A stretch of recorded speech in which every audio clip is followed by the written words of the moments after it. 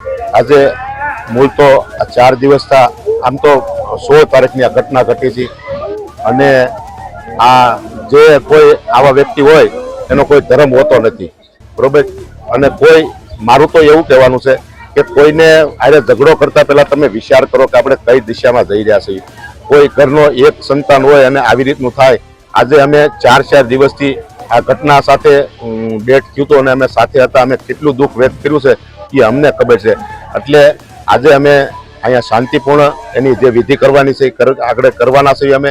અને અહીંયા આજુબાજુથી અમારા ગામના તમામ લોકો અમારી સાથે છે અને આ અમારો એક પરિવાર છે। એ રીતે અમે આજે આ વિધિ પૂરી કરવાનો છે। આખો પરિવાર ગામ એટલે અમારો પરિવાર એમ બધાએ મળી અને અમે અહીંયા આજુબાજુના ગામથી બધા આવ્યા છે અને અન્ય સમાજના પણ લોકો આવ્યા છે। જો કે સમસ્ત ગામ તો છે જ પણ આજુબાજુથી બધા આવ્યા જેને ખબર પડી। અને અમારે નિલેશભાઈ છે એ એક એવો વ્યક્તિ હતો કે ગામની અંદર 100 માણસ પૂછાય એવો વ્યક્તિ હતો। એના પપ્પા પણ એ ટાઈપના જીવન જીવી ગયા છે એટલે આજ અમને દુઃખ બહુ છે।